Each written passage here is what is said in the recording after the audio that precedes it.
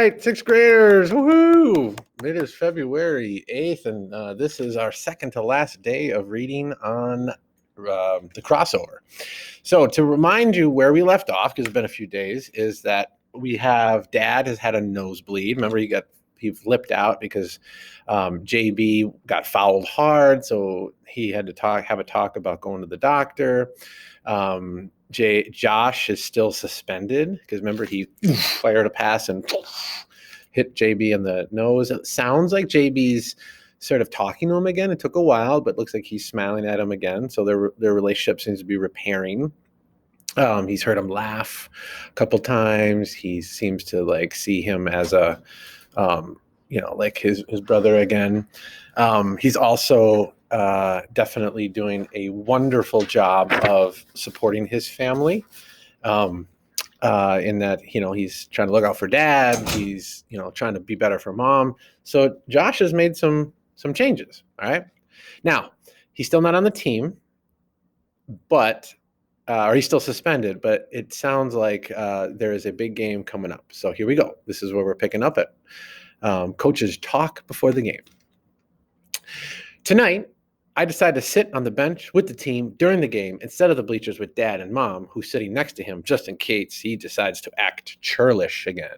Remember that word, churlish? To be difficult, to be challenging. Coach says, we've won 10 games in a row. The difference between a winning streak and a losing streak is one game. Now, Josh is not with us again, so somebody's going to have to step up in the low post. The low post is right next to the basket. So it's right down there, right underneath the basket, so that you can get a pass, turn around, and then shoot close to the hoop. I sit back down on the bench and watch JB lead our Wildcats to the court. When the game finally starts, I glance up at Mom and Dad, but they're not there. When I look back at the court, JB is staring at me like we both just seen another ghost. Where'd they go? And imagine, anytime Dad's not there, it probably makes him nervous. Josh's play-by-play. The team's in trouble. If they don't find an answer soon, our championship dreams are over. Down by 3, they're playing like kittens, not Wildcats. With less than a minute to go, Vondy brings the ball up the court. Will he go inside for a quick 2 or get the ball to JB for the 3 ball? He passes the ball to number 29 on the right wing and tries to dribble out, but the defense is suffocating. They're on him like black on midnight.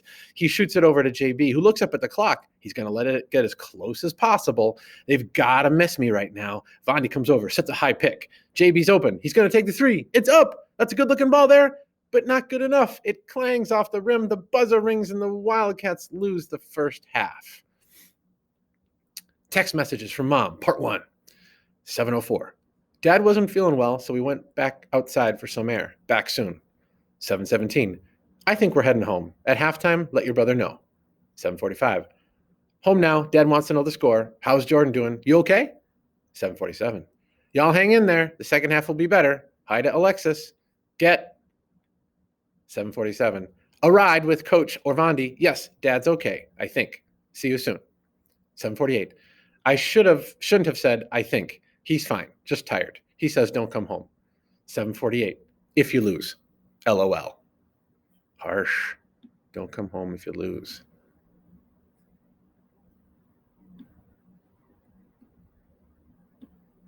Oops.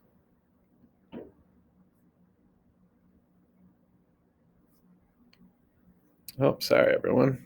My page just got all messed up.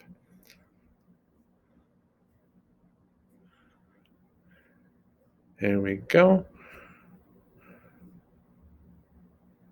The second half. Vondy strips the ball at center court, shoots a short pass to JB, who skips downtown, zips around, then double dips it in the bowls. Whoosh! Man, that was cold.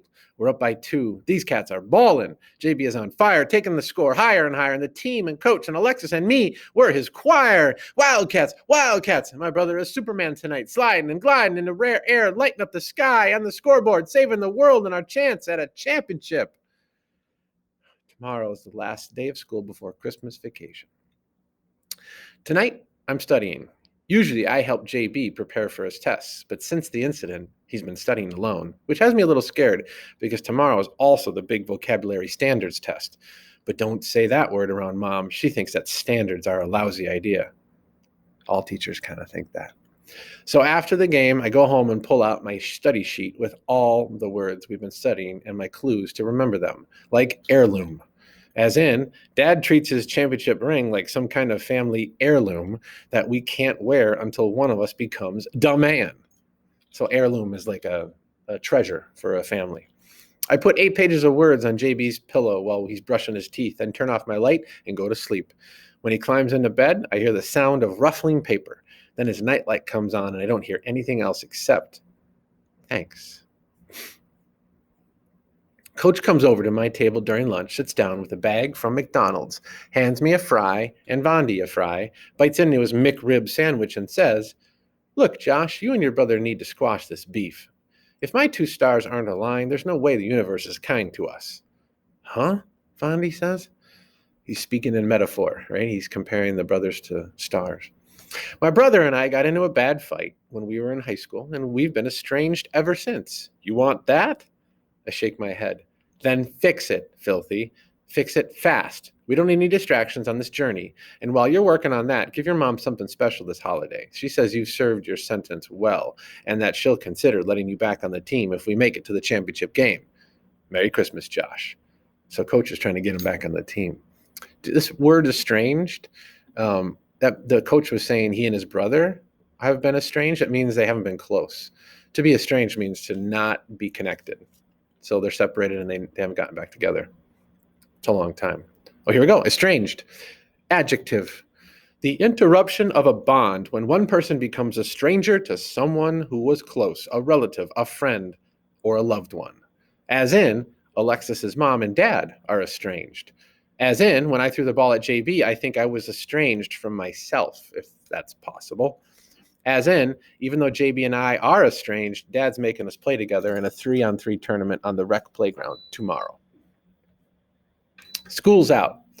Mom has to work late, so Dad picks us up. Even though JB's still not talking to me, Dad's cracking jokes and we're both laughing like it's the good old times. "What are we getting for Christmas, Dad?" JB asks. "What we always get, books," I reply, and we both laugh like just like the good old times. "Boys, your talent will help you win games," Dad says, "but your intelligence, that will help you win at life." "Who said that?" I ask. "I said it. Didn't you hear me?" "Michael Jordan said it," JB says, still looking at Dad. "Look, boys, you both done good in school, and your mom and I appreciate that. So you choose a gift, and I'll get it." "You mean no books?" I ask. "Yes!" "Nope, you're still getting the books, player. Santa's just letting you pick something extra." At the stoplight, JB and I look out at the window at the exact moment we pass by the mall, and I know exactly what JB wants. "Dad, can we stop at that sneaker store in the mall?" "Yeah, Dad, can we?" JB echoes, and the word "we" never sounded sweeter. The phone rings. Mom's decorating the tree. Dad's outside shooting free throws, warming up for the tournament. "Hello," I answer. "Hi, Josh," she replies. "May I speak with Precious?" "He's busy right now," I tell her. "Well, just tell him I will see him at the rec," she says, and now I understand why JB's taken his second shower this morning when he barely takes one most school mornings. Basketball rule number 8. Sometimes you have to lean back a little and fade away to get the best shot. So you have to fade away means to shoot. Oh, you're going backwards away from the hoop to get space between you and the person guarding you so you can get a clear shot of the basket. Sometimes you have to step away to see something clearer. Sort of seems like a life lesson, huh? When we get to the court, I challenge Dad to a quick game of one-on-one before the tournament so we can both warm up. He laughs and says, "Check," and gives me the ball that hits me in the chest because I'm busy looking over at the swings where Jordan and Miss Sweet Tea are talking and holding hands. "Pay attention, filthy. Josh. I'm about to clean you up, boy," Dad says. I pump fake him, then sugar shake him for an easy 2. I hear applause. Kids are coming over to watch. On the next play, I switch it up and launch a 3 from downtown. It rolls round and round and in. The benches are filling up. Even Jordan and Alexis are now watching. 5-0 is the score, third play of the game. I try my crossover, but Dad steals the ball like a thief in the night, camps out at the top for a minute. "What you doing, old man?" I say. "Don't worry about me, son. I'm contemplating, preparing to shut down all your play-a-hating," Dad says. "Son, I ever tell you about this cat named Willie I played with in Italy?" And before I can answer, He unleashes a killer crossover, leaving me wishing for a cushion. The kids are off the benches, on their feet, hollering, "Whoa, whoop, whoop, meet the press, Josh Bell." Dad laughs on his way to the hoop. But then, at noon, in the gym with Dad, people watching, players boasting, me scoring, Dad snoring, crowd growing, we balling, me pumping, Dad jumping, me faking, nasty shot, nasty moves, 5-0.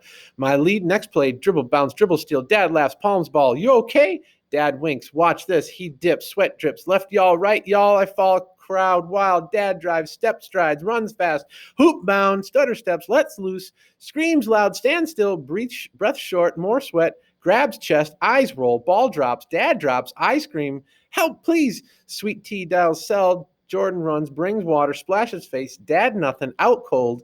I remember gym class, tilt pinch, blow pump, still nothing, blow pump, sirens blast, pulse gone, eyes shut. Whoa. That was scary. Hope you know what happened there. They were playing, and then something happened. Fourth quarter. The doctor pats Jordan and me on the back and says, "Your dad should be fine. If you're lucky, you boys will be fishing with him in no time." "We don't fish," I tell him. Mom shoots me a mean look. "Mrs. Bell, the myocardial infarction has caused some complications. Your husband's stable, but he is in a coma." In between sobs, JB barely gets his question out. "Will my dad be home for Christmas?"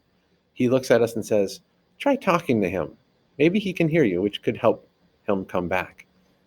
"Well, maybe we're not in a talking mood," I say. "Joshua Bell, be respectful," Mom tells me. I shouldn't even be here. I should be putting on my uniform, stretching, getting ready to play in the county semifinals.